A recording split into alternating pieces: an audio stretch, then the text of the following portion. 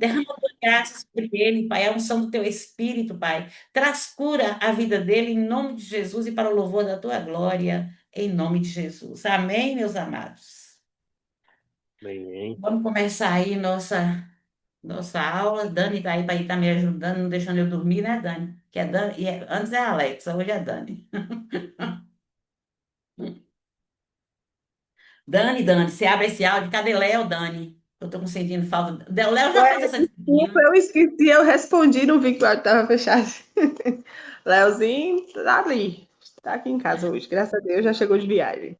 Fala com ele que eu mandei um abraço para ele, que eu tô com saudade dele. Nunca mais eu conversei com o Léo. Também ninguém tem mais tempo, é uma correria. Falo sim. Deixa eu ver aqui, viu, amados? Deixa eu me ver aqui, aqui esse o slide aqui que nós preparamos para essa aula.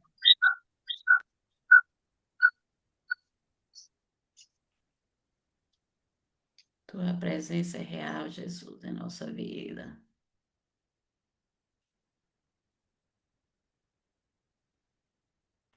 Pronto, aqui. E é que eu vou aqui compartilhar.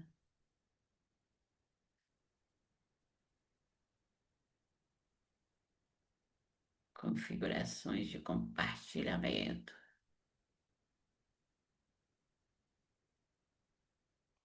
É isso mesmo. Se não conseguir aqui, eu Pastor volto. Clemilton com dois equipamentos, para não perder nenhum ângulo.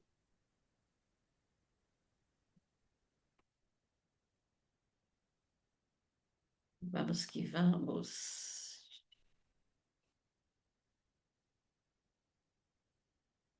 Foi aí, pessoal? Foi aí, foi aí? Sim, seminário teológico. Glória a Deus que Bom, foi. Gil, foi, mas o slide está pequeno. Você Tá precisa mesmo. colocar a tela cheia. Abri agora. Deu certinho aí? Abriu? Não, continua. Agora para vocês verem que negócio complicado, que esse negócio pegou. Ó, Isso é tá, pirracento demais, Gil. tu acredita, Rose, que ele abriu para mim? Pirraça todo mundo. Pode passar assim mesmo. Eu toquei na tela minha aqui e expandiu para mim, ficou inteira a tela. Aqui, ó. Aqui o meu. Mas eu vou voltar, eu vou sair e vou entrar de novo. Voltar aqui. Configurações de compartilhamento. Deixa eu ver aqui.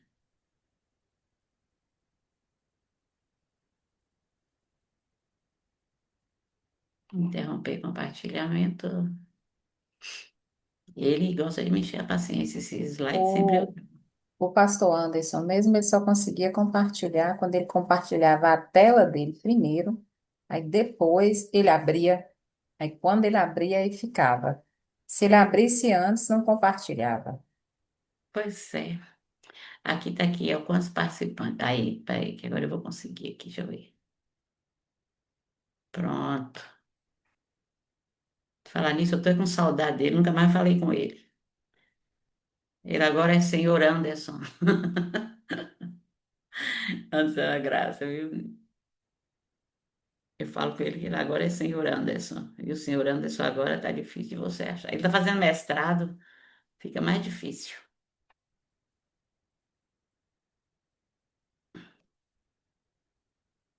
E aí, gente? Foi não?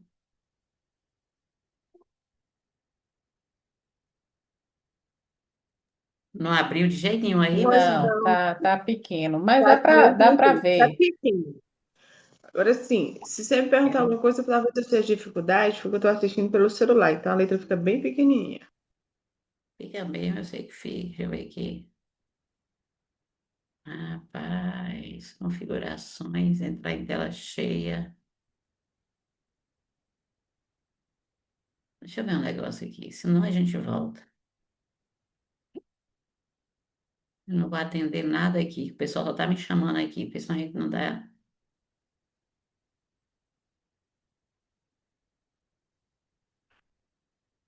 Vamos ver o que que dá aqui.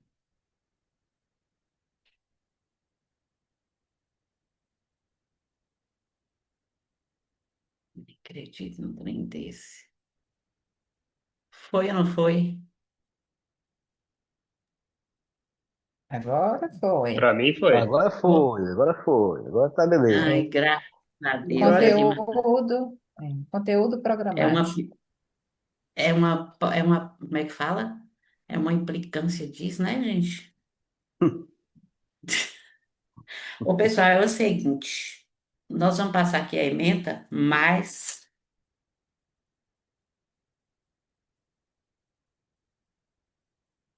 o trabalho, como o pastor Francisco vai falar com vocês, viu? Sobre como é que ele vai fazer, se vai ser a prova um livro, se vai ser só a prova e trabalhos, eu não sei como é que ele vai fazer. Isso aí eu não vou tratar disso com vocês, porque eu não sei. Não conversei com ele sobre isso, só conversei com ele sobre a aula. Não, não, viu? Não, não. Então vamos ver aqui, ó, gente. O curso aí, né? Médio em Teologia, disciplina Teologia Pastoral, tema o Ministério Pastoral, porque isso vai falar sobre o Ministério Pastoral, né? Teologia pastoral. Antigamente, irmãos, quando nós trabalhávamos com teologia pastoral, a gente falava só sobre a vida do pastor, mas não é só sobre a vida do pastor, mas é sobre a teologia em geral. Já falar a teologia pastoral fala sobre a igreja, porque o pastor tem a ver com o quê? Com igreja. A teologia de quê? Sobre o pastor e igreja em geral, né? Todos os assuntos abordam tanto igreja como eclésia, eclesiologia, que já Deus sabe, como a vida do pastor. Então, aí, ó, curso médio em teologia, disciplina teologia pastoral, tema o Ministério Pastoral, carga horária, 2 créditos. Essa daí perde por falta, viu, gente? Vocês têm que estar justificando. Porque, olha, quanto menor for a carga horária, mais rápido perde por falta. E a gente tem pegado no pé sobre isso. Carga horária, 2 créditos, professor, pastor Francisco Carlos de Oliveira. Afinal, eu disse, ué, cadê o conteúdo? Deixa eu ver. Parece que eu troquei aqui, gente. Mas não, vamos aí. Ao final da disciplina, o aluno deverá compreender os fundamentos da teologia pastoral. Né? Você vai, quando vocês, no final, vocês vão entender isso. Quais são os fundamentos da teologia pastoral? Vocês vão conhecer a natureza e as responsabilidades do ministério pastoral. Qual é a natureza do ministério, né? Do ministério pastoral. O que é a teologia pastoral em si? Vocês vão também desenvolver princípios para uma vida pastoral equilibrada. Eu falo assim que isso não é uma regra, não são regras, né? São princípios que você vai desenvolvendo segundo a palavra de Deus durante a sua jornada no ministério.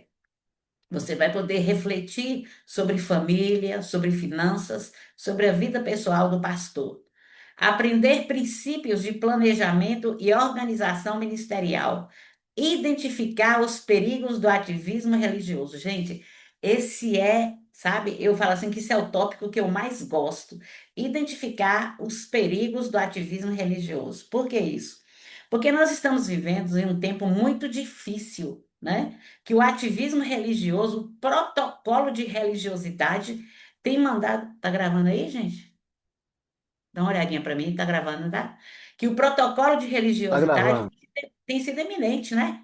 Você só vê isso, as pessoas estão cumprindo um protocolo de religiosidade. E há um perigo muito grande desse ativismo religioso, sabe por quê? Porque nós nos enchemos de muitas demandas e nós temos, assim, alguns protocolos para cumprir e nós esquecemos do que é prioridade e o que é mais importante. O que é prioridade em nossa vida? Lembrem aí? Buscar em primeiro lugar o reino de Deus e a sua justiça, e todas as outras coisas vos serão acrescentadas.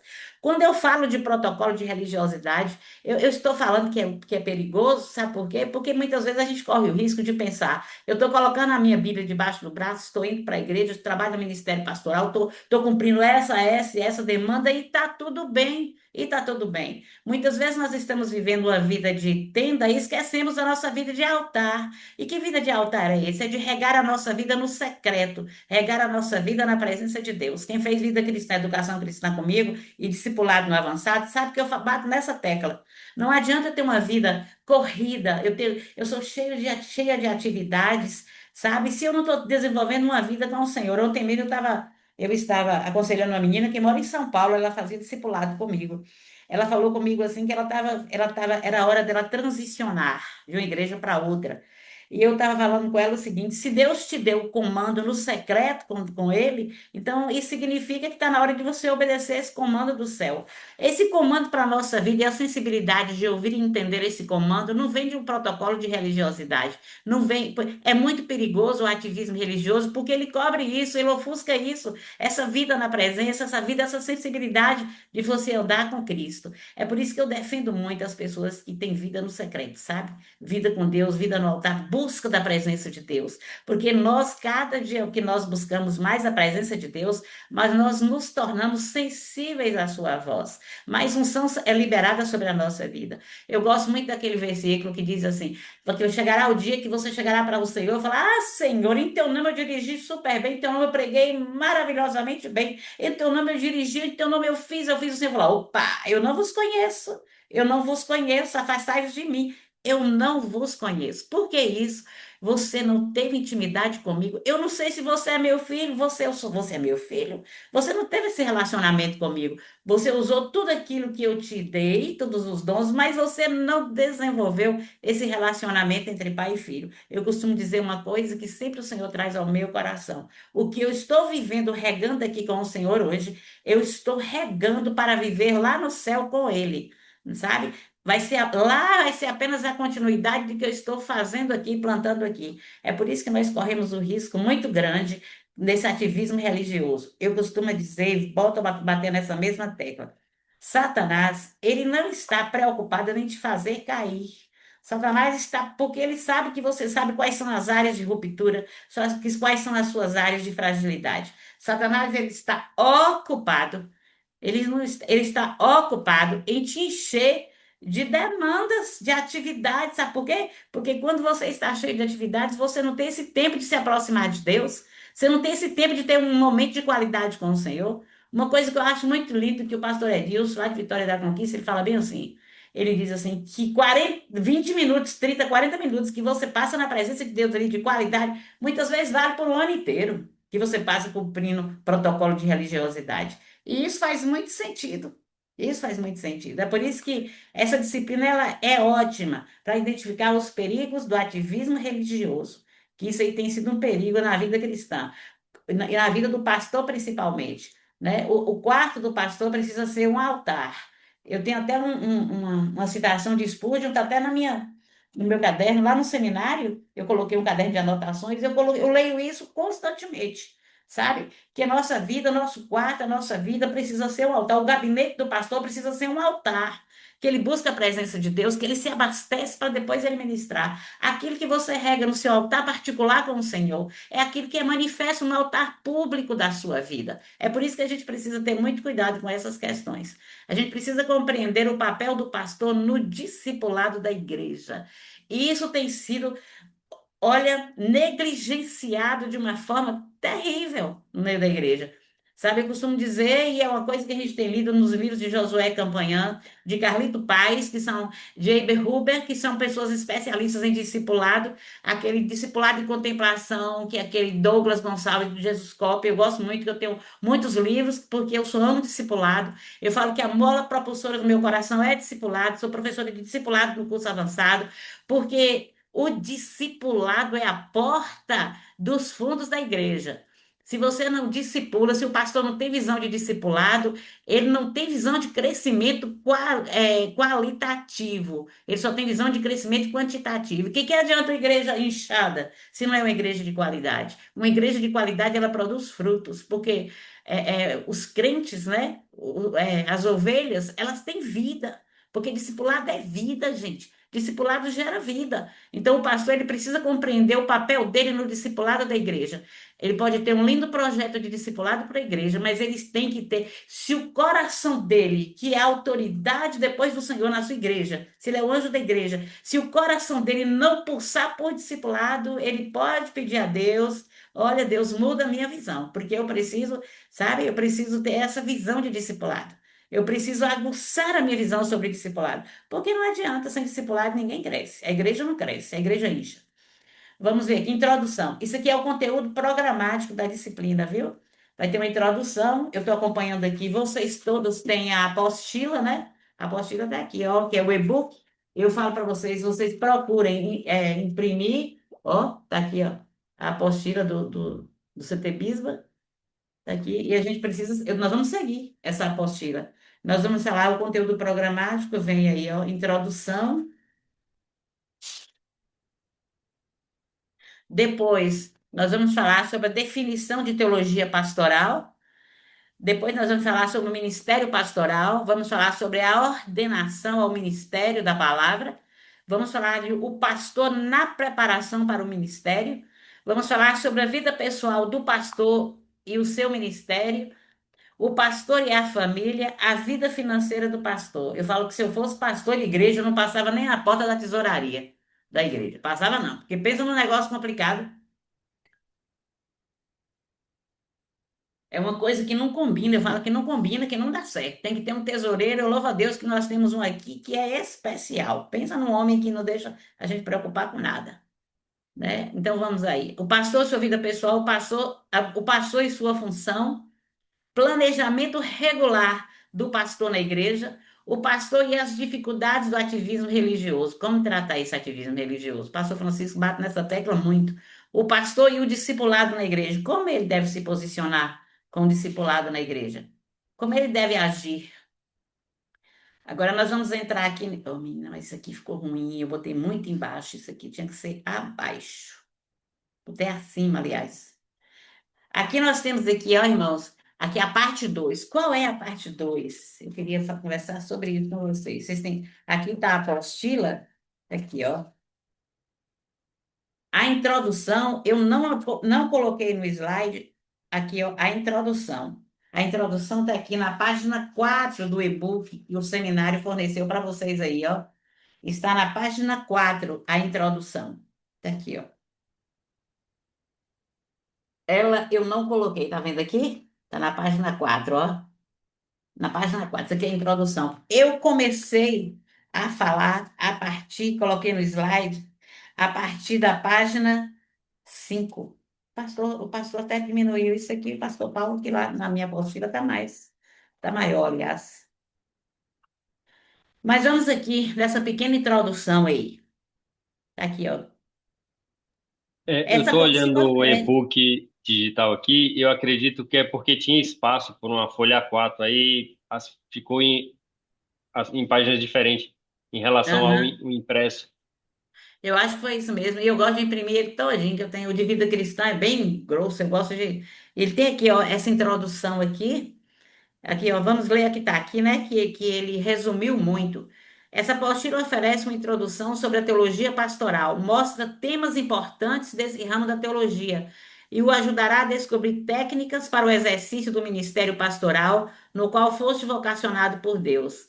Apresentar-te-á o que vem da ser teologia pastoral, numa perspectiva histórica, sua origem e natureza, nós vamos falar sobre isso, o ministério pastoral, a vocação ministerial e a preparação do pastor para o ministério, inclusive sua ordenação. Nós vamos falar o pastor e o ministério, também o pastor e sua família, conceituando a palavra família e tendo como exemplo de Jesus Cristo a realização do matrimônio e a família. Também apresentar-se uma abordagem nos seguintes tópicos. O que é que vai ser trabalhado? As prioridades da vida do pastor, sua vida pessoal e conjugal, ressaltando também o papel da esposa do pastor e seu ministério, no seu ministério, sobre o caráter do pastor e sua ética pastoral no ministério, o pastor e a igreja, assim como sua organização e administração. A importância do gabinete pastoral como lugar de estudos, de devoção, de disciplina, de descoberta, e de defesa e de deleite.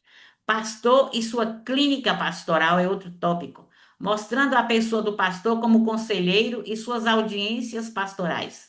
E, por fim, aborda-se a liturgia pastoral, que nós vamos falar sobre a ordem no culto, as cerimônias de casamento, o ato da Santa Ceia, do batismo e do culto fúnebre. Todas essas práticas chamam-se de pragmática eclesiástica. Essa aqui é a introdução. A introdução da apostila que eu tenho, que ela é completa, igual o irmão falou aí, talvez não seja porque não deu para colocar. Essa daí ela tem mais conteúdo, viu?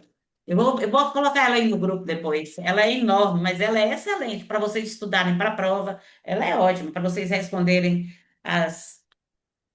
Porque então tem essa aqui, mas a outra é bem completa para vocês responderem as atividades que forem passadas. Mas nós vamos aqui para a parte 2. Nós vamos falar sobre a definição da teologia pastoral. A parte 2. Eu queria lembrar vocês também que esse slide, não sei até onde nós iremos, mas vem aí, ó, da página 5. Gostaria que vocês prestassem atenção nisso, ó. Vem da página 5 até a página. Deixa eu ver aqui. Da página 5 até a página 16. Aqui tem um tópico que eu gostaria de dar ele, na lei de liderança, mas até a página 16. Até a página 16, viu? Isso aí, mas está tudo anotadinho aí, vocês vão perceber aí quando vocês pegarem. Eu notei tudo aí. Aí, ó, tópico 2 aí, tá vendo? A definição da teologia pastoral. Vamos lá? No Tema. e-book é da 8 a 13 apenas. O nosso e-book tem 89 páginas. Pois é, isso aí tá pequeno demais. Deixa eu dar uma olhadinha aqui, irmão. Por incrível que pareça, foi esse que ele me deu, mas eu não tenho esse, não. Eu tenho um enorme. Esse aqui tá. O seu tá de 83, é? 89 páginas no Hum. e-book que estava nesse grupo, né? Dessa disciplina. Eu vou colocar outro para vocês que eu tenho aqui, viu? Eu vou mandar lá para o grupo para vocês terem em mãos. Esse aí, o material é muito melhor. Esse aqui está muito resumido. Inclusive, eu preparei isso aí em cima do outro lá. Não foi em cima desse aí, não. Mas vamos ver aqui o que vai dar. Eu vou aguardar isso aí para imprimir o completo aí. Pois é, tem que ser o completo. O completo é ótimo. Eu também não gosto dessas. Vamos ver aí. Teologia, a definição aí. Vamos ver o que é teologia pastoral aí. Alguém gostaria de ler aí, que está mais. Tema: definição, natureza e desenvolvimento histórico da teologia pastoral como teologia prática. Relação entre igreja, pastor, palavra de Deus e ação pastoral. Objetivo: compreender e orientar as ações da igreja. Isso aí está na definição de teologia pastoral. Saber oferecer o tempo para as pessoas da igreja e saber oferecer tempo de qualidade para aquele que dirige a igreja, que é o Espírito Santo, é agir com sabedoria. Aí nós temos aí, ó, Alberto Barrientos, em seu livro Trabalho Pastoral e Princípios Alternativos, diz que a tarefa de dirigir uma igreja não é tão fácil como parece, é um trabalho complexo. De acordo com a afirmativa de Barrientos, estende-se que é preciso arrumar tempo na agenda pastoral para a intimidade com a palavra de Deus, pois é nela que repousa o trabalho pastoral. É preciso entender que as atividades que forem desenvolvidas serão marcas teológicas do seu pastoreio, ou seja, da sua teologia pastoral. Né? A gente tem que entender, como eu acabei de falar, né? A teologia pastoral não fala só do pastor em si, fala da sua vida, né? Como um todo, a sua vida na igreja, né? A palavra de Deus em ação na vida dele, em todas as áreas, compreende e orientar as ações da igreja. Bora ver aqui. É a reflexão teológica sobre a ação concreta da igreja. Teologia pastoral, ela. Gente, eu gostaria que vocês lessem para mim, esse trem está em cima aqui. Eu tinha que colocar embaixo. Alguém lê o título para mim aí, por favor? O que é teologia pastoral? É a reflexão teológica sobre a ação concreta da igreja. É a Envolve reflexão. Só um momentinho, amor. É a reflexão teológica sobre a ação concreta da igreja. E teologia pastoral, antigamente, quando nós ministrávamos, era só sobre a vida do pastor. Mas hoje ela é como um todo, né? A reflexão teológica sobre a ação concreta da igreja. O outro tópico, irmão, pode ler aí. envolve Envolve, o cuidado com as pessoas e a edificação da comunidade. envolve o cuidado com as pessoas e a edificação da comunidade. Ela trata, né, de relacionamentos, de cuidado com as pessoas e a edificação da comunidade. O outro tópico. Exige do pastor tempo de qualidade com Deus e com a igreja. Olha como é que ela é importante. Porque exige do pastor tempo de qualidade com Deus. Lembra? Eu bati nessa tecla já, né? E com a igreja. Ele precisa ter tempo de qualidade. Ele precisa ter sabedoria para administrar um tempo de qualidade dele com Deus e com a igreja. E as demandas são muito grandes. Muitas vezes o pastor ele se preocupa muito em resolver as demandas do cotidiano, principalmente como a igreja, quando a igreja é uma igreja grande, né? Ele se envolve muito, envolve até na administração, envolve até na área financeira, e muitas vezes o altar ele negligencia. Não é nem por causa da, como é que diz? Não é nem por causa de desleixo, mas é porque as demandas são grandes, né? Acaba sobrecarregando. Mas ele tem que entender que ele precisa ter tempo de qualidade com Deus e com a igreja, tem que haver um equilíbrio. E para que haja esse equilíbrio, precisa ter o quê? Sabedoria. E outro tópico aí, as atividades. As atividades desenvolvidas pelo pastor revelam as marcas teológicas de seu pastoreio. E vocês sabiam que as pessoas elas observam isso? Os membros da igreja, as ovelhas, elas observam, né? Qual é o tipo como é que tem sido a vida do pastor, né? Quais são as marcas teológicas no pastoreio dele?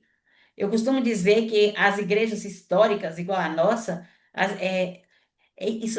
por que que a gente tem uma qualidade de ensino? Por que que a gente prima tanto pela qualidade do pastoreio, né, das lideranças da igreja? Porque nós conhecemos a palavra. Eu costumo dizer que o neopentecostalismo é muito perigoso, que eles não levam a sério isso. As pessoas como é que diz, que investem muito no pentecostal, eu não estou dizendo que o pentecostal não é importante, não. Nós somos pentecostais, sabe? Mas o problema, sabe qual é? É o problema de enfatizar só o movimento e deixar de estudar a palavra de Deus, né? Deixar de buscar do Senhor, né? O que diz a palavra de Deus concernente a algumas questões. E essa teologia pastoral ela é muito importante por conta disso.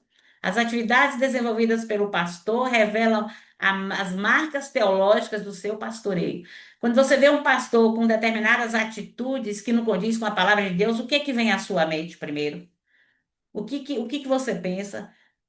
Será que esse pastor estudou? Será que ele está preparado para ele estar na frente do ministério? Não vem isso na sua mente? Será que ele estudou mesmo? Será que. Mas por que que ele faz tanta gente fazendo tanta besteira por aí, né? Será que ele realmente estudou para ele estar na frente? Porque nós vemos a marca de um pastoreio completamente dissociado da palavra de Deus, completamente dissociado dos princípios, né, da liderança de Paulo, de Pedro, de Jesus Cristo. Então, qual é a ideia-chave daí disso aí? Pastorear não é apenas administrar atividades. Pastorear é cuidar, né?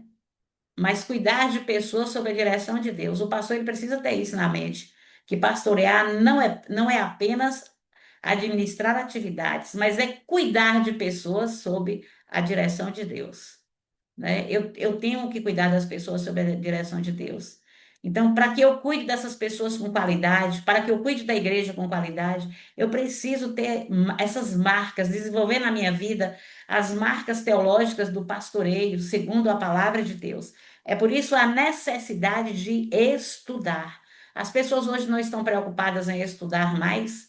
A coisa que mais me entristece é quando eu vejo uma reunião da igreja com as lideranças, os líderes de congregações, que às vezes são colocadas algumas questões bem complicadas, bem complexas, né, como ideologia de gênero, né, como aborto, e os líderes eles ficam sem saber como se posicionar, eles continuam sem saber como se posicionar, porque eles não estudam. A liderança da igreja do Senhor, eu não falo liderança, não, eu falo os crentes, eles precisam estudar a palavra de Deus. Eles precisam estudar para entender como se posicionar, como ter respostas. O mundo está ávido, né, de respostas e nós precisamos dar essa resposta. A igreja, ela é responsável por responder, né? E ela precisa ter coerência, precisa ter essa prática da palavra, ela precisa ter essas marcas teológicas do seu pastoreio. Não adianta você viver no faz de conta. Faz de conta que sabe e faz de conta que está funcionando e não funciona nada. Nós precisamos pensar nisso. Alberto Barrientos destaca que dirigir uma igreja é uma tarefa complexa. Gente, isso aí está lá, não está aqui não, viu? Que eu estou olhando aqui. Essa aqui está muito resumidinha. Não está aqui. Aqui tem as etapas, mas tá no outro lá. Eu fiz através do outro, da outra apostila.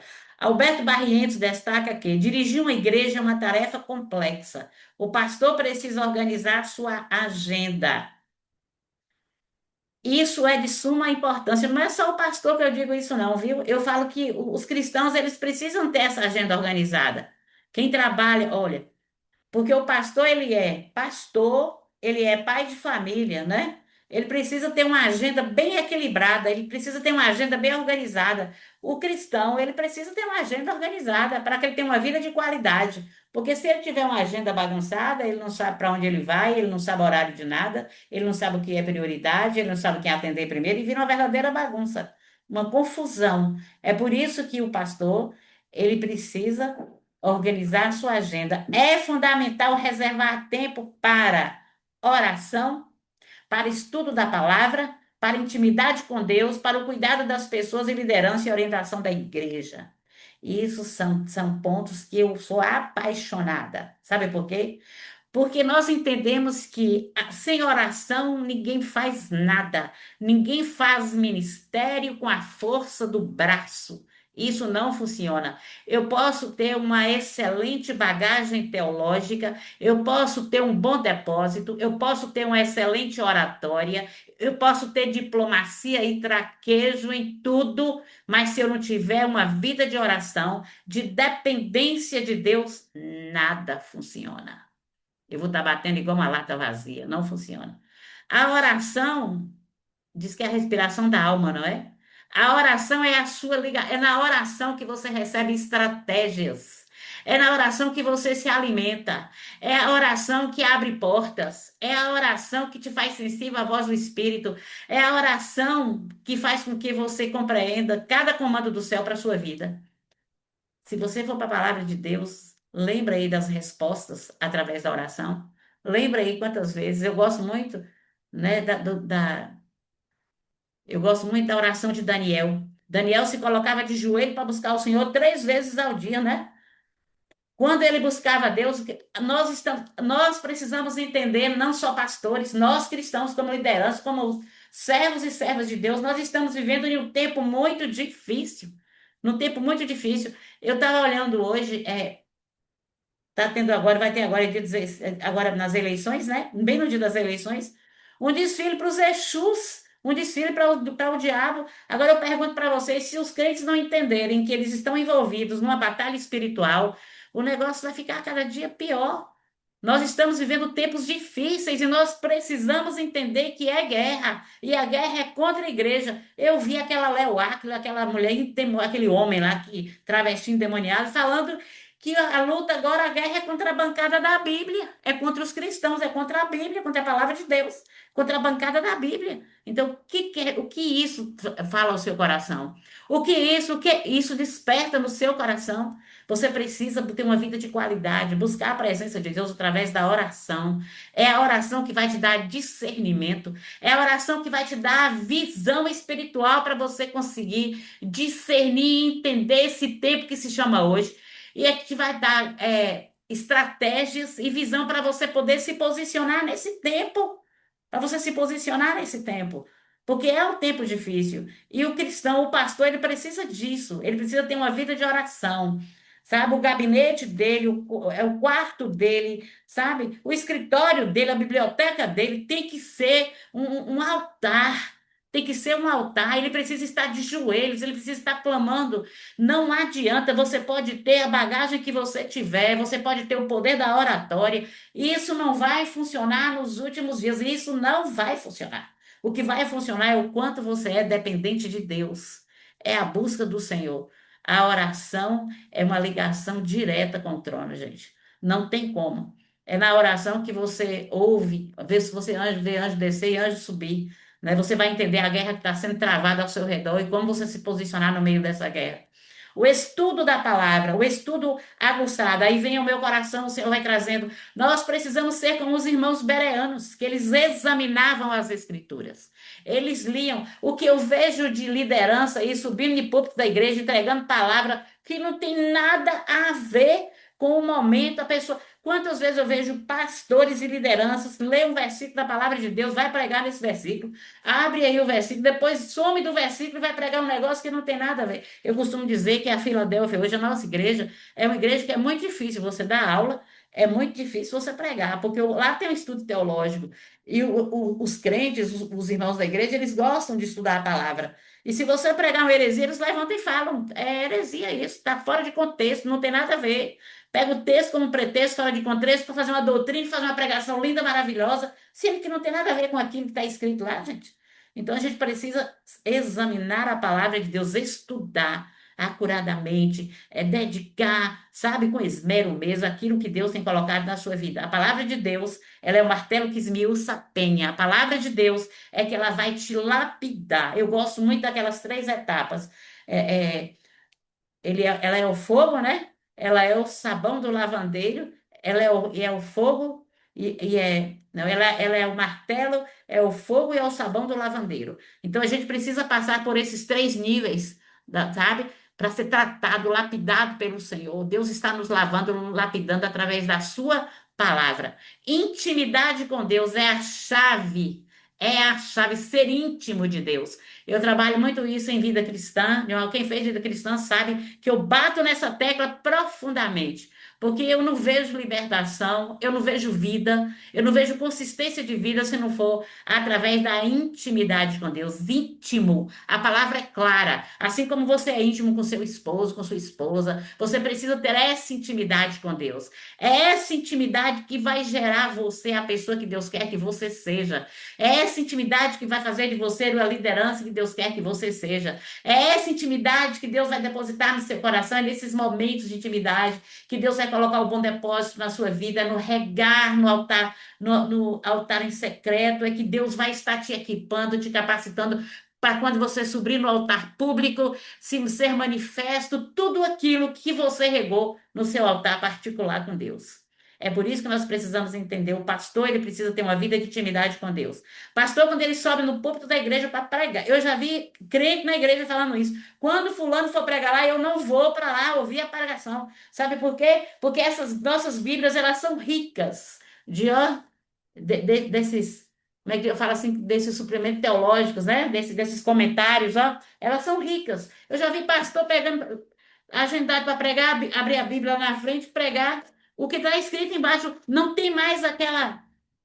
Não tem mais aquele amor, aquele ardor, não tem mais, não se ocupa mais de sentar, entrar no quarto, abrir Bíblia em cima da mesa, orar a Deus, pegar um tema, ir para a palavra, examinar. Quando não tem aqueles, né, que usam inteligência artificial para fazer. Inteligência artificial, ela é maravilhosa, sabe? Ela é boa para te ajudar a fazer um trabalho, para te orientar, mas para fazer um sermão. A gente precisa orar, porque quando eu oro, Deus abre os meus olhos espirituais para entender a necessidade do público que eu vou falar, que só o Espírito Santo tem capacidade de fazer isso. Ele vai me dar sabedoria para preparar o sermão para alimentar as ovelhas. Só ele pode fazer isso, né? E se eu tiver a vida de oração, isso vai funcionar dessa forma, né? Quando eu busco a presença de Deus, ele vai fazer isso, ele vai me dar o que eu preciso. Ele vai abrir os meus olhos espirituais para que eu alimente o povo, que eu seja um canal para alimentar as ovelhas. Mas eu preciso de sensibilidade. E se eu não tiver essa vida de intimidade com Deus, essa vida de busca da palavra de Deus, estudando a palavra de Deus, não vai funcionar. O cuidado com as pessoas. A gente vai falar sobre acolhimento, sobre amor, sabe? Sobre não rotular, sobre não apontar o dedo. Cuidar de uma forma, sabe? De uma forma profunda. Liderança e orientação da igreja. O pastor ele precisa compreender isso. Ele lidera e ele tem que orientar. E ele só pode orientar bem se ele for dependente do Espírito Santo de Deus. Conclusão: a qualidade do ministério pastoral está diretamente relacionada com a qualidade do seu relacionamento com Deus. Olha que profundo. E isso é visto de uma forma muito clara na vida de muitos pastores. Tem congregações que crescem de uma forma tremenda e tem congregações que não rompem, né? Tem igrejas que continuam na mesmice o tempo todo, passa anos e anos, você não vê uma pessoa se convertendo. Aí pergunta, por que não converte? Um dia eu estava perguntando ao Senhor sobre isso, sabe o que o Senhor trouxe ao meu coração? Se não cuida de quem está lá dentro, por que que eu vou trazer mais para cá? Ó, que negócio profundo.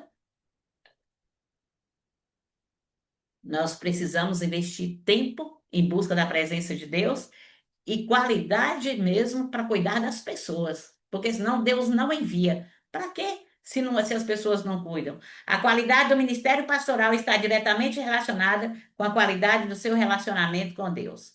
Ao longo de aproximadamente 200 anos, a teologia pastoral precisou afirmar.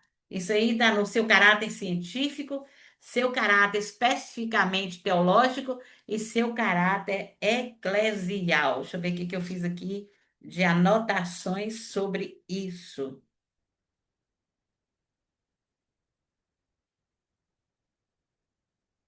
Segundo Florestan, Semana e Useiros Carreteiro, a teologia pastoral analisa situações concretas na qual a igreja se edifica por meio de suas próprias ações. Seu caráter científico. Deixa eu ver aqui, irmãos. Comunhão eclesiológica.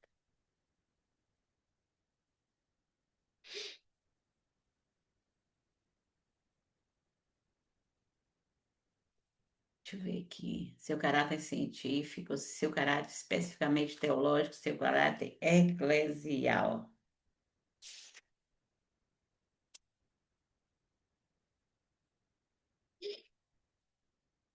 Deixe-me ver onde está aqui. Acho que isso aqui está lá na outra apostila. Vamos passar aqui. Aqui está na outra. Não anotei aqui, não. Objetivo, o objeto. Lê aí, gente. Quem está aí? O objeto de que aí? Objeto material. O objeto da teologia pastoral. O título. O objeto da teologia pastoral. Deixa eu colocar isso aqui, peraí. Eu quero ler isso aqui para vocês. Seu caráter científico.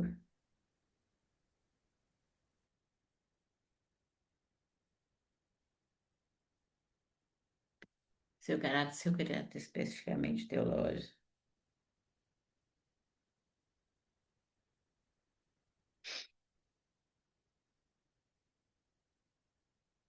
Seu sentido eclesial.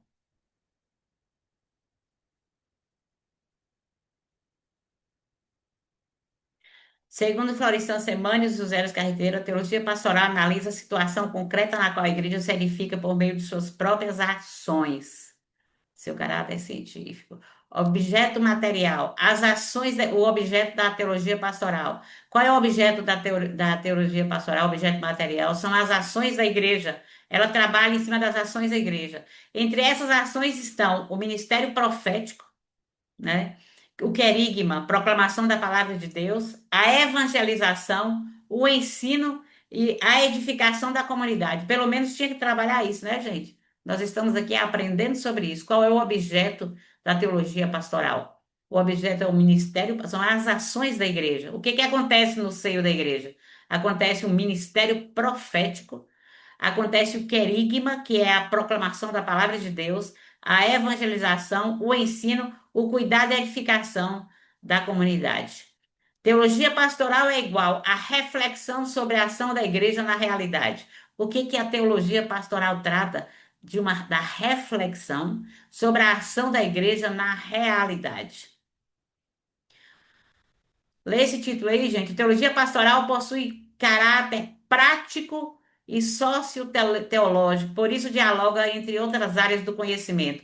Ela dialoga com a sociologia e ela dialoga com a psicologia e ela dialoga também com outras ciências humanas. Objetivo: compreender a realidade da igreja e responder adequadamente aos desafios do mundo contemporâneo no futuro. Então, a teologia pastoral Giovana, ela puxa possui. o freio de mão aí, você tá muito ligeiro. Quem que tá falando? É Cleonildo? Caju. Não, não. Ué, Caju, até tu. Ô, Caju, mas toda vida eu não trabalhei na rádio, moço, você já tá. Ah, não, aí também não, né, Caju? A teologia, até porque o pastor Francisco fala devagar. O menino, como tá acostumado comigo falando rápido, né, Dani? A teologia pastoral possui caráter prático e socioteológico, por isso dialoga com outras áreas do conhecimento. Quais são as áreas que ela dialoga? Ela dialoga com sociologia. Quando eu entrei no seminário para fazer seminário, sabe o que aconteceu comigo? Olha, a disciplina que tinha no seminário, a primeira foi sociologia. Sabe o que eu fiz? Eu falei, não vou fazer seminário não, que eu odeio esse negócio de sociologia. Depois foi que eu fui entender por que a sociologia estava ali na grade do seminário. Hoje não tem mais. Depois foi a psicologia do desenvolvimento. Na época também, quando iniciou o seminário, tinha psicologia do desenvolvimento e outras ciências humanas. Porque tem tudo, né, gente? Com as ciências humanas estão interligadas. Objetivo: compreender a realidade da igreja e responder O que, adequadamente Arthur? aos É, desafios do mundo eu contemporâneo. tô estudando, pai. Caju, teu áudio tá ligado. Alguém Sim, falou alguma você coisa? voltou? Então, gente, ó, a realidade da igreja, a igreja é Como é que feita de voltou em quê? tese sem você que entende aqui? Pastor Clemito, seu áudio tá ligado. A igreja é composto de quê, gente? A igreja é composto Mas de. seu celular tem internet, viu? Não fui eu que conectei, não. Eu conectei automaticamente aqui. Pois é. Pastor Clemilton, Oi. seu áudio ficou ligado o tempo inteiro aí. É porque aqui em casa a energia foi embora. E eu tô com a Ô, segunda dó. filha aqui. Ô, gente, é por isso É, que eu tá muito. tô, eu tô aqui no Wi-Fi do meu celular. Foi com ela pra colocar no Wi-Fi do celular dela pra não gastar o meu todo aqui, porque eu tô precisando assistir a aula. Desculpa aí, meu amado. Então, pessoal, então, é porque a teologia na área de humanas, né? É igualzinha aí. Por isso que ela casa bem com a sociologia, psicologia e outras ciências. Vamos ver aqui. Leia o título aí, gente, ter que consertar isso. A História da teologia pastoral. História da teologia pastoral. A teologia pastoral, como disciplina científica autônoma, surgiu relativamente tarde. Ela passa por quatro etapas históricas: sentido prático, mas não teológico, desenvolvimento propriamente teológico, cunho eclesiológico, que é a escola de Tübingen, e a reforma querigmática. Eu anotei tudo isso aqui, só que eu não sei onde é que está aqui. Está aqui. Esse e-book que eu não quero nem saber dele. Amanhã eu vou reclamar desse e-book lá no seminário, viu, gente? Que isso aqui que tinha lá no seminário, e o pastor Francisco estava bem com esse. São as etapas, sentido prático,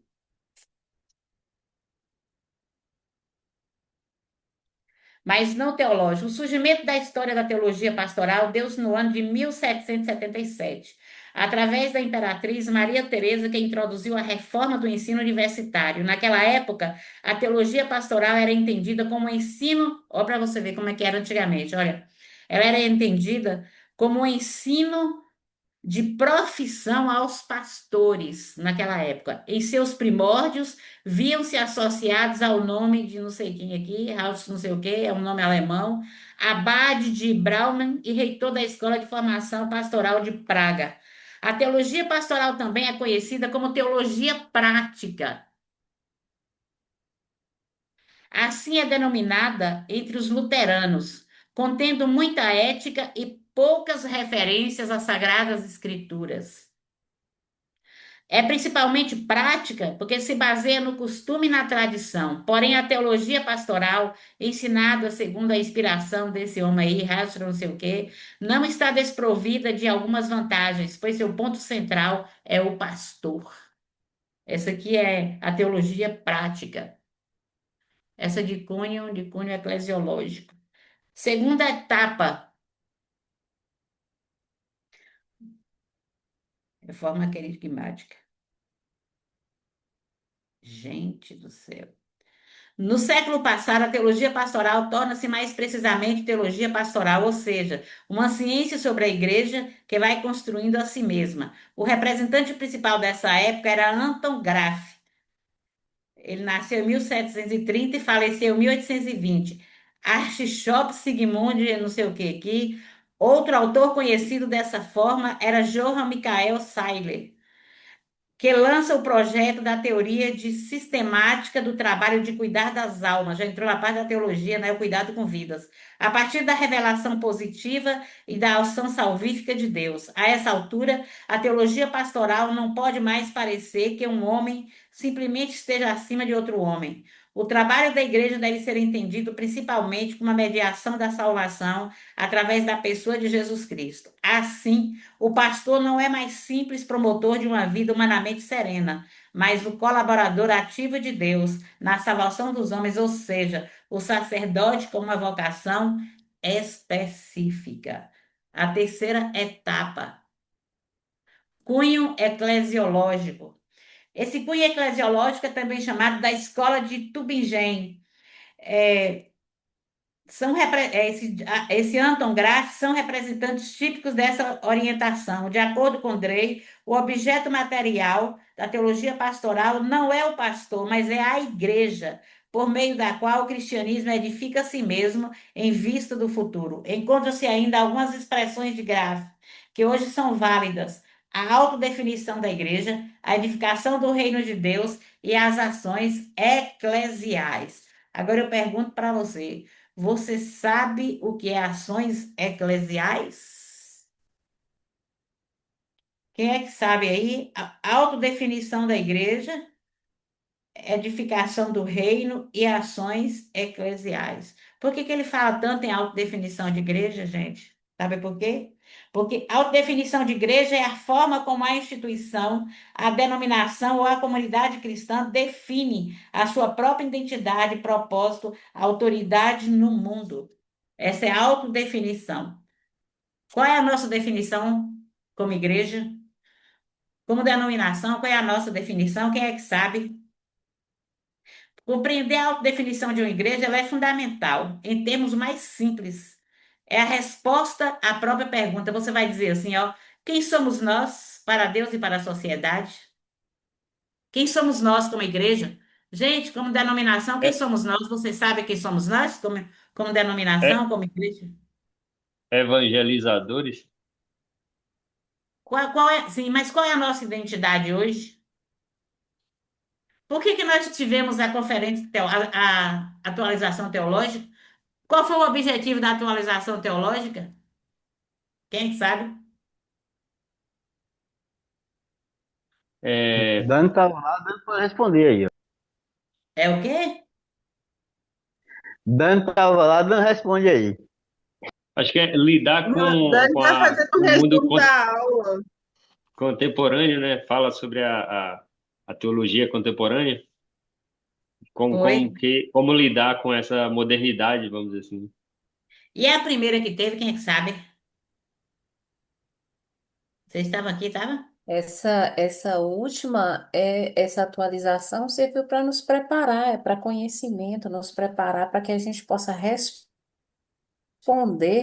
à sociedade o porquê que nós fomos chamados, o porquê da igreja, né? Qual a nossa missão, está pronto para responder a tantos questionamentos, a tanta Foi. confusão Uhum. psicológica. Então, essa foi o objetivo dessa atualização. E aquela que nós tivemos, você foi, Rose, na primeira? N- Não, eu fui na do ano passado, que teve aqui essa desse ano. Foi na A igreja, outra, as duas da igreja. a outra foi para fortalecer os vínculos batistas independentes. Fortalecimento Isso, a dos do ano vínculos. passado, né? Foi, do ano passado, foi, não foi essa não. Por isso que eu perguntei. Agora eu pergunto, a pergunta é essa aí. Então, para que isso? Autoconhecimento, identidade como igreja, nós somos quem? Nós somos batistas independentes, né? Então, quem somos nós para Deus e para a sociedade? Como igreja agora, quem somos nós? Isso a gente vai descobrir quando a gente estuda o que? Eclesiologia, tirados para fora. Eclésia, igreja, tirados para fora, sair das quatro paredes, né? Então, essa eclesiologia é ligada, né? É ligada a isso. Ela traz a identidade, ela mostra quem eu sou como igreja, qual é o propósito da minha vida como igreja, como membro do corpo de Cristo, a igreja do Senhor. Ela foi tirada para fora para fazer a diferença, né? para fazer a diferença e para fortalecer. Eu sou batista independente. Fortalecer os vínculos. Quem sou eu? Eu sou batista independente. Eu sou como sou eu? Quem sou eu como igreja? Eu sou sal da terra, eu sou luz do mundo, tirado para fora, para salgar, para iluminar. Nós vamos falar também sobre as ações eclesiais. O que são ações eclesiais? Quem é que sabe sobre isso? Tá aqui, ó, falando aqui sobre ações eclesiais. Cadê? Tá aqui, ó. Terceira etapa diz assim: encontra-se ainda expressões de gráfica que hoje são válidas. Autodefinição de igreja, né, como identidade, edificar o reino de Deus. Para a edificação do corpo de Cristo, nós precisamos de quê? Aquilo que Deus nos deu e Ele chamou, concedeu uns para pastores, profetas, né, mestres, evangelistas e por aí vai. E as ações eclesiais, o que são ações eclesiais? As ações eclesiais também é papel da igreja. Ações eclesiais é a prática concreta da igreja no cumprimento da sua missão evangelizadora, pastoral e social. Elas se organizam e atuam na comunidade cristã em diferentes frentes para atender às necessidades espirituais e comunitárias. Eu queria falar com vocês sobre ações eclesiais que eu vi no final de semana em Guanambi. Gente, eu quero falar sobre uma. Eu estava conversando com o pastor Jânio hoje, sobre uma seita que o seminário, a disciplina que a gente, seitas e heresias antigamente, a gente tratava ela como seita, que é a Cristã do Brasil, a igreja, a Congregação Cristã do Brasil. Vocês sabem quantos aviões tinham aqui em Guanabi da Cristã do Brasil, nesse final de semana? Quantos aviões subiam e desciam? Aviões de grande porte, de médio porte, aqui em Guanambi, da Cristã do Brasil, tinham 9 aviões. Sabe para quê? Para essas ações eclesiais. Pensa no trabalho. Gente, eu nunca vi um negócio desse na minha vida. Vocês não sabem a organização, vocês não têm ideia da organização. Eu fiquei olhando hoje, conversando com o pastor João, ele falou das ações eclesiais que os sectários fazem. A Bíblia diz muitas vezes que os filhos das trevas são mais prudentes do que os filhos da luz, né? Então, essas ações eclesiais, elas organizam a atuação da comunidade cristã em diferentes frentes para atender às necessidades espirituais e comunitárias. O pessoal da Cristã do Brasil aqui em Guanabi, eles têm uma equipe, eles têm um grupo dentro dos hospitais para dar todo tipo de aparato judicial, aparato, como é que diz, sabe, apoio afetivo, acolhimento. Gente, é um negócio super organizado. Nossas igrejas fazem essas ações aí, né, coletivas, esses movimentos, corte de cabelo, que traz médicos. Mas, gente, eu nunca vi um negócio mais bem feito, tão organizado.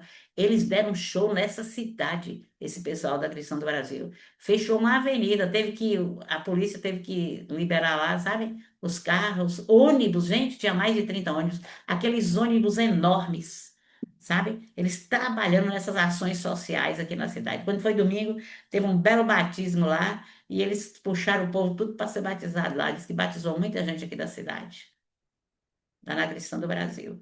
E eu fiquei hoje conversando sobre isso com o pastor Jânio. Falei, olha as ações eclesiais lá no meio dos sectários, né? Vamos ver agora alguns exemplos de ações eclesiais. Ação evangelizadora e catequética, focada no ensino da fé, formação de discípulos, catequese de crianças, jovens e adultos, na preparação para os sacramentos. Quem nunca fez isso na Igreja Católica, gente?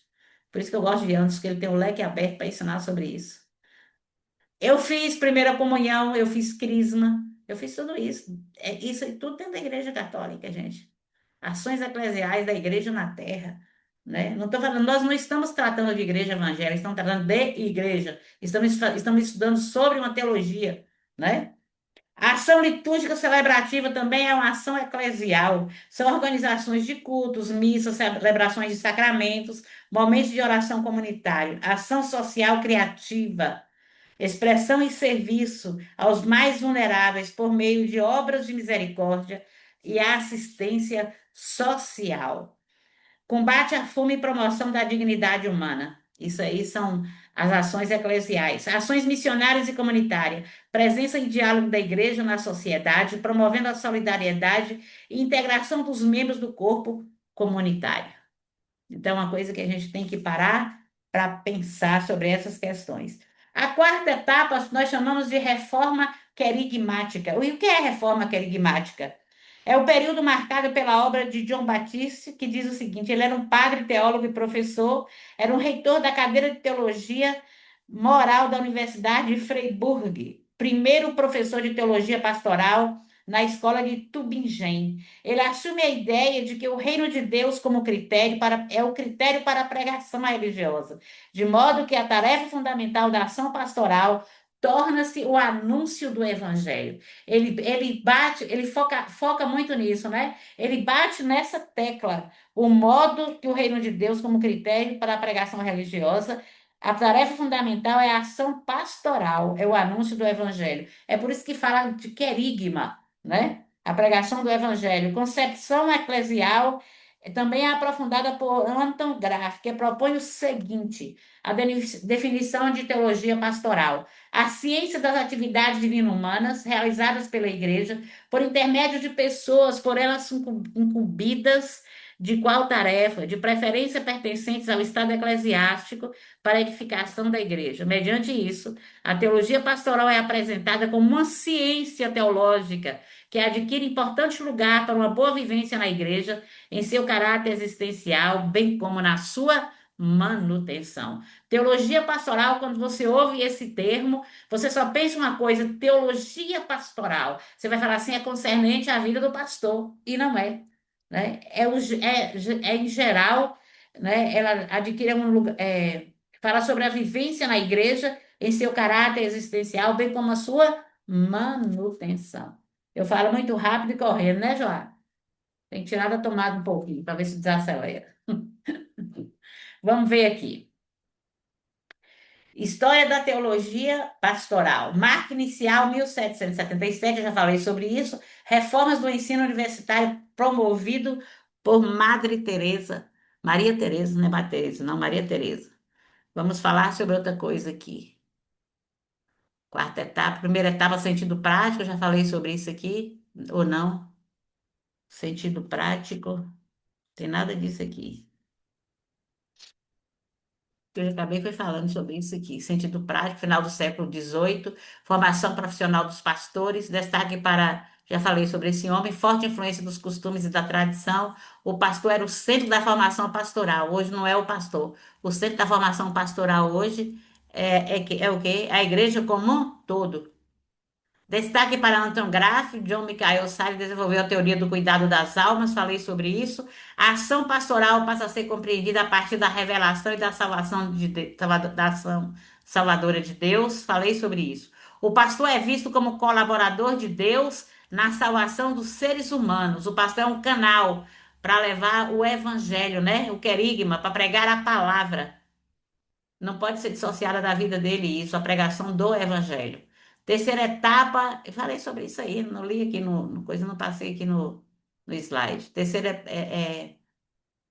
escola de Tubingen, falei sobre isso. Falei edificação da igreja, reino de Deus, ações eclesiais, acabei de ler para vocês. O reino de Deus, a quarta etapa, torna-se o critério para a pregação. A tarefa fundamental da ação pastoral é o anúncio do evangelho. A pregação passa a ocupar lugar central na ação pastoral. Falei sobre isso, querigma, né? Teologia pastoral na prática. Vamos resumir aqui? A teologia pastoral é na prática, teológica. Por quê? Porque ela é fundamentada na palavra de Deus, na palavra e na ação de Deus. É por isso que ela é teológica, teológica. Prática, manifesta-se nas ações concretas da igreja, trabalha a igreja como um todo. Eclesial, tem foco na edificação da igreja. Lemos aqui as ações eclesiais que acontecem no seio da igreja. Contextual, ela dialoga com a realidade contemporânea. Missionária anuncia o evangelho e participa da expansão do reino de Deus. Vamos entrar aí no querigma. Resumindo essa frase de encerramento aí, a teologia pastoral transforma a reflexão teológica e a ação concreta para a edificação da igreja e o cumprimento da sua missão. A teologia pastoral, ela transforma, ela pega a reflexão teológica, ela pega a reflexão, peraí, oh meu Deus, vai eu aí descendo. Ela pega a reflexão teológica, cadê? em ação concreta para a edificação e o cumprimento da sua missão. Tá vendo aí? Porque o trem que estava coberto. A teologia pastoral transforma a reflexão teológica em ação concreta para a edificação da igreja e o cumprimento da sua missão. Gente, alguém quer falar alguma coisa?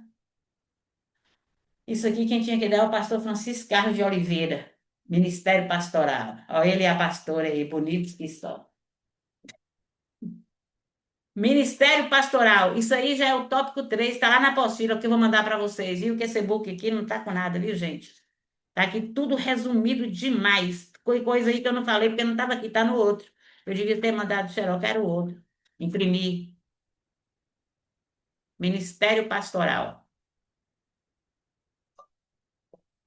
Deixa eu ver o horário aqui, que qualquer coisa eu encerro e deixo para ele dar isso aí. Eu vou dar só uma pinceladinha nisso aí. Quem tem que dar isso aí é ele. Vamos ver aqui. Ministério É 9 Pastoral. horas ainda. Pois é. Então vamos lá, né? Vamos ver o que a gente Hein, faz. Gil? Eu Oi. mais tarde você já falou um bocado aqui.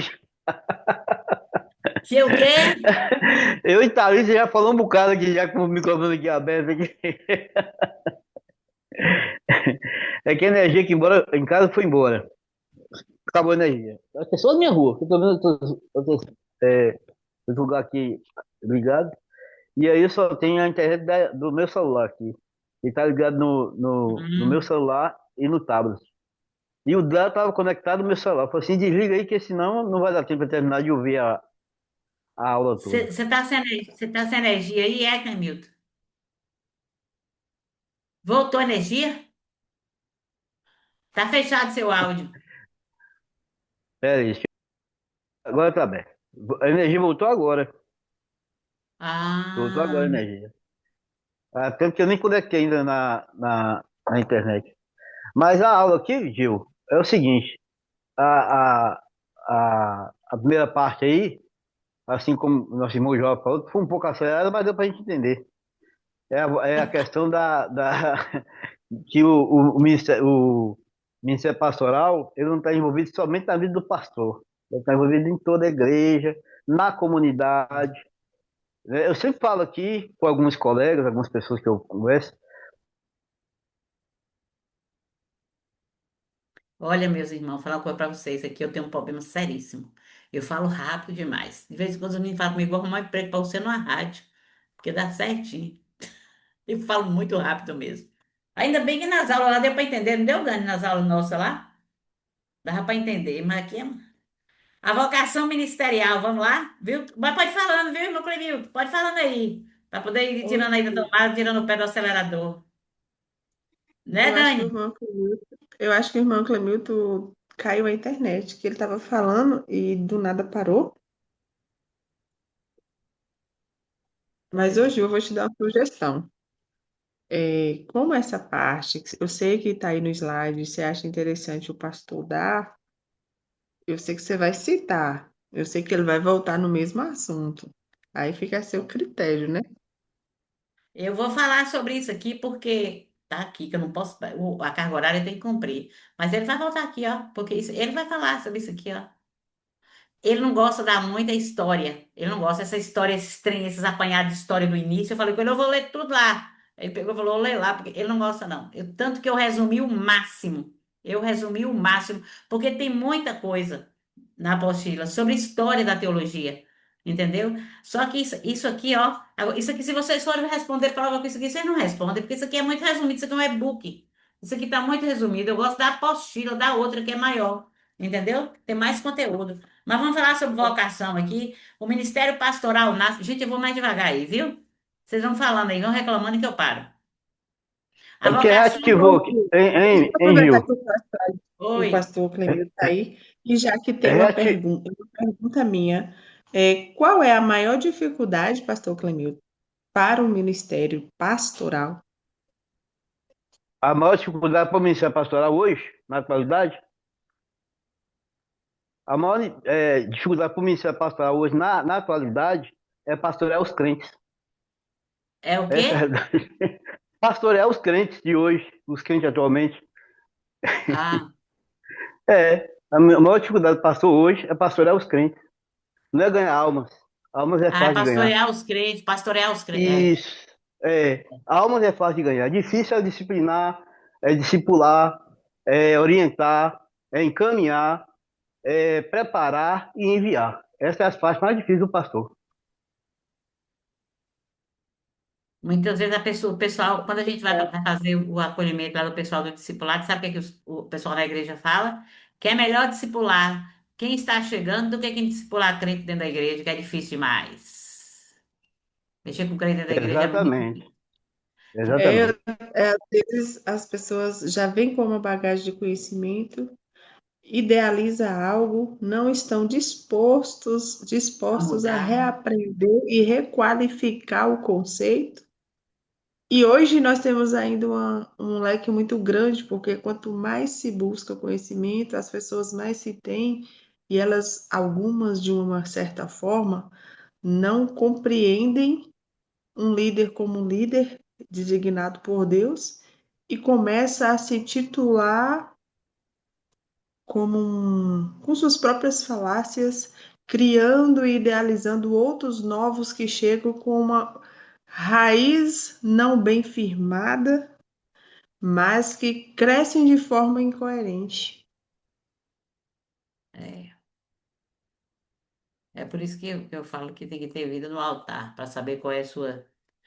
Pra receber direcionamento de Deus para agir corretamente, que eu posso ter toda a bagagem, mas se eu não tiver sensibilidade e humildade para entender essas questões, a vida não avança e não prossegue. Mas vamos falar sobre vocação. O que é vocação, gente? Para você, para vocês, o que vocês entendem por vocação? Quando eu falo assim, vocacionado, o que é vocacionado para vocês? O que é ser um vocacionado? Para mim, Gil, vocacionado é aquela pessoa que é, tem um amor especial pelas almas, amor especial em cuidar de pessoas, né, em trabalhar com pessoas, principalmente, e, e ter como se diz, a certeza que foi chamado por Deus para aquilo ali, entendeu? Esse é o vocacionado. Porque muitas vezes eu já vi pessoas se dizer vocacionado e tal, ir para a obra e chegar lá, não é nada daquilo que ele imaginava, e de repente ele volta frustrado. Aí quando ele volta frustrado, aí ele já, ou ele volta desanimado, às vezes até de lá mesmo ele se dispersa, sai do evangelho, mas o vocacionado, com convicção, primeiramente ele tem o chamado de Deus no coração dele. Mas ele É o preza chama. mais pela obra de Deus do que pela sua própria vida. Falou certinho.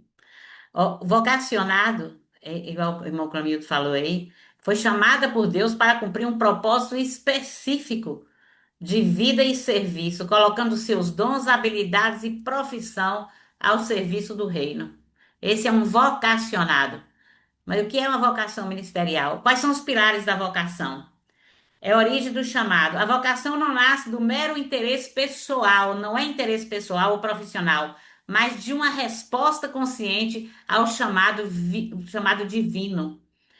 Proposição e propósito. O trabalho do vocacionado visa glorificar a Deus e edificar a comunidade, indo além do retorno financeiro ou status social. Infelizmente, os vocacionados, entre aspas, eles gostam muito é de status social. É o que tem acontecido na igreja nesses últimos tempos.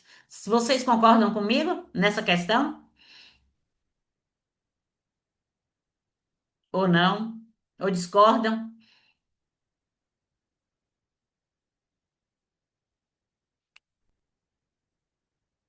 Serviço e discipulado exige dedicação contínua, preparo técnico, espiritual e postura no serviço. Quais são os campos de atuação dos vocacionados? Ministério pastoral e missionário. Dedicação direta ao ensino da palavra, pastoreio da comunidade e expansão missionária. Na educação cristã, é atuação como professores, coordenadores e mentores, que moldam cosmovisões e princípios na formação de novas gerações. Então a gente precisa entender que a vocação vem de quem? Vem de Deus. E como é que você vai desempenhar esse papel lindo e maravilhoso que o Senhor te deu, usando aquilo que Deus te deu, que são o quê? São os dons espirituais, para que você faça um trabalho fantástico. Eu falo que os dons é uma capacitação de Deus, é um instrumento, né? Usado por Deus para que nós venhamos a cumprir o ministério com excelência e com eficiência. Ideia central: o ministério não deve ser buscado apenas como profissão, mas é reconhecido como uma vocação a serviço de Deus. Critérios que confirmam a vocação. Segundo a perspectiva apresentada no texto, existem quatro critérios para principais. Confirmação do chamado. Quem é que confirma o chamado no nosso coração? É o próprio Deus. E quem mais? Outras pessoas. A igreja confirma, né? Esse chamado, essa vocação. O pastor Francisco tem um testemunho sobre isso. E outra coisa também é as circunstâncias de que você está envolvido, né? As circunstâncias que acontecem na sua vida, elas mostram se você é vocacionado ou não. Habilidades para o serviço é a sua capacidade de liderança, é o ensino e o cuidado com as pessoas. Você, qual é a sua capacidade de liderar? Isso mostra se você é um vocacionado ou não. Será que isso só é apenas um desejo do seu coração, essa vontade que você tem de liderar? Ou é uma capacidade dada por Deus e que você vai à frente, você faz e faz com excelência? Eu costumo dizer que a gente descobre a vocação da gente, o chamado, é quando você vê algo sendo feito na igreja que não está sendo bem feito, você diz o seguinte: aquilo arde no seu coração e você diz assim: se eu trabalhasse nessa área, eu faria assim, assim, assim, e eu faria melhor. Não é que você está menosprezando o trabalho do irmão, não é isso. É aquilo que Deus colocou no seu coração, aquela capacitação, que você sabe que se você colocar a mão ali, você vai fazer a diferença. Esse é um chamado da parte de Deus, né? E Deus ele te dá a capacidade de liderança e o ensino também e o cuidado com as pessoas. Ele te capacita para você fazer isso. Eu tenho muita vontade de fazer, não é psicologia não, meu Deus, como é que é o nome? Fala aí, gente, deixa eu me lembrar aqui, porque eu sei que é algo que Deus. Eu já fui convidada para fazer psicologia, eu não quis, porque o pessoal fala de irmã Giovânia, faz psicologia, que é a área que Deus vai te usar muito, que você gosta muito de estudar, e gosta de ler, e gosta dessa área. Não é psicologia, não, como é que é o nome?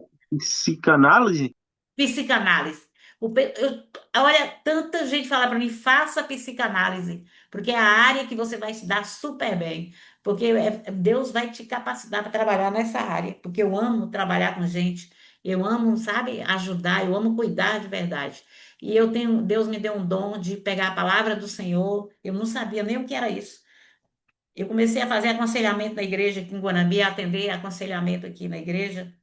E teve um ano que foram 8 casais que nós tiramos do divórcio, porque assim como Deus trabalhou na minha vida em aconselhamento, Deus começou a trabalhar, usando a minha vida para trabalhar na vida das pessoas. As pessoas vinham fazer o aconselhamento comigo, e eu sentava e pegava um papel em branco e começava a escrever as dificuldades, as áreas de ruptura, sabe? As áreas que precisavam ser trabalhadas.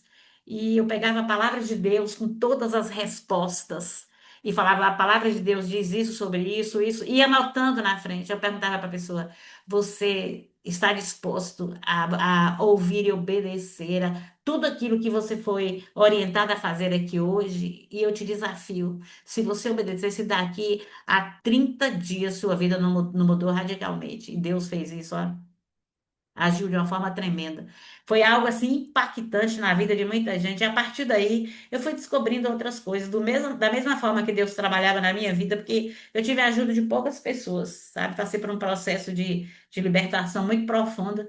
Mas eu agi assim, eu tinha só um pastor, um casal de pastores que me ganhou para Cristo, foram embora. E eu fiquei em Guanambi, né? E eu fiquei muito assim, sem meus discipuladores. E eu tinha só um pastor que ele cuidava de mim, ele era psicólogo, ele era sexólogo, sabe? Era um homem de Deus, ele e a esposa. E eu fiz um teste vocacional com ele um dia, ele falou: você precisa fazer psicologia, porque é a área que Deus te chamou para cuidar de gente, cuidar de vidas. E eu falei com ele assim: eu uso a palavra de Deus dessa forma, porque Deus, ele me deu essa estratégia, né? Eu comecei a pegar todas as áreas da minha vida e comecei a escrever. E comecei a falar: Deus, eu preciso de transformação. Eu peguei os textos que dizem algo sobre essas áreas, sobre esses assuntos, e fui escrevendo. E comecei a declarar profeticamente o que estava escrito na palavra de Deus em relação a essas questões, essas áreas da minha vida. E a palavra de Deus, ela foi me curando, foi me lapidando, foi me transformando. E Deus foi me usando para trabalhar com outras pessoas. Essa semana eu tive 8 atendimentos aqui em casa, sabe? E eu vi Deus trabalhar de uma forma gloriosa na vida de jovens, na vida de casais, na vida de, sabe, de idosos. Eu vejo Deus fazer proezas. Então, a palavra de Deus, ela tem um poder muito grande.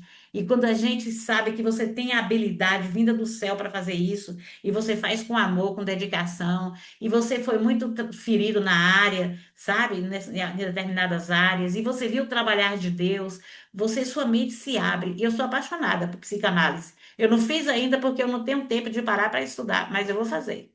Eu vou fazer porque eu sei que é para o reino, em prol do reino, e tudo bem. Nós vamos à frente aí. Eu Desejo aconselho profissional. fazer, viu? Eu aconselho fazer. Eu estou encerrando agora em agosto, agora, meu curso de psicanálise. Muito É bom. bom, né, pastor Clemildo? Tira uma carga muito grande de suas costas. Essa questão de você cuidar de pessoas. Porque cuidar de pessoas você está trazendo, querendo, ou não, você está trazendo problemas para você tratar. E a psicanálise, a primeira coisa que ela faz é você levar você a primeiro se tratar, para depois você tratar outras pessoas. Pois Então o é, curado cura, o ferido fere. Então se você já está tratado, quando as pessoas chegam para você tratar, aí fica bem mais fácil, fica bem mais leve. É muito bom mesmo. pois é. Aconselho. Ai, que bom. Pois eu vou fazer. Vou esperar o tempo aí. Crite- Critérios que confirmam a vocação. Falamos sobre os critérios, né? A confirmação do chamado vem de Deus, vem de outras pessoas, vem das circunstâncias. Habilidades para o serviço, só que vem da capacidade de liderança, Deus dando, ensino, cuidado de pessoas, desejo profundo de servir, né? O desejo no seu coração brota, você é uma pessoa que você tem um coração aberto, tem disposição para servir, ama a obra, é apaixonado pela obra e você se compromete com aquilo que Deus colocou em suas mãos para você fazer. Outro tópico aqui, integridade moral. Precisa de caráter, vida coerente, testemunho cristão. É o que está faltando na vida de muitos líderes, né, gente? Tem muita, como é que diz? Tem muito carisma, mas não tem caráter. Tem muito discurso, mas não há coerência nenhuma. Viva a vida coerente. Testemunho cristão quase zerado, né? Mas precisa de ter caráter, ter vida coerente e testemunho cristão. Chamados do Antigo Testamento. Vou parar aqui, viu, gente? Chamados no Antigo Testamento. Pastor Francisco vai ficar aí. Anota aí, Dani, para na próxima aula o Pastor Francisco, em nome de Jesus, vai dar, vai dar isso para vocês. Anota aí, viu, gente? Chamados no Antigo Testamento. Mas ele vai pincelar isso aqui também, ó.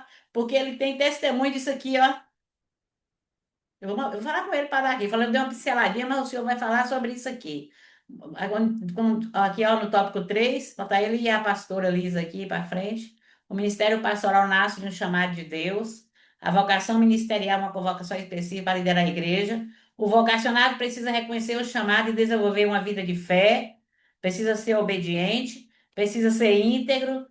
Precisa viver uma vida de serviço. Hoje em dia ninguém quer ser mais voluntário de nada, só faz se for pago, né? Porque na igreja ali, naquela igreja daquele tamanho, o povo ninguém faz nada se não pagar, não, viu, gente? A maior luta. Pessoal, esse negócio de voluntariado, ó, zerou na igreja hoje. São poucos. Serviço, dedicação à palavra. Falamos sobre isso.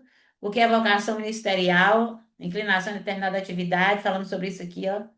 É um chamado específico de Deus, é diferente do chamado à salvação, é diferente do chamado geral dos crentes de serviço, envolve uma convocação para liderança e serviço na igreja, o que é vocação ministerial. Para a ideia central, o ministério não deve ser buscado apenas como profissão, mas reconhecido como vocação e serviço a Deus. Vamos interromper aqui e lá na próxima, lá a gente pede o pastor Francisco para dar seu parecer. Gente, tem a gente aí, hein? Agora bota a cara aí que eu vou filmar aqui para vocês ficarem lindos e maravilhosos. Eu peguei e falei com o Anderson bem assim. Vou desligar aqui para não pausar a gravação.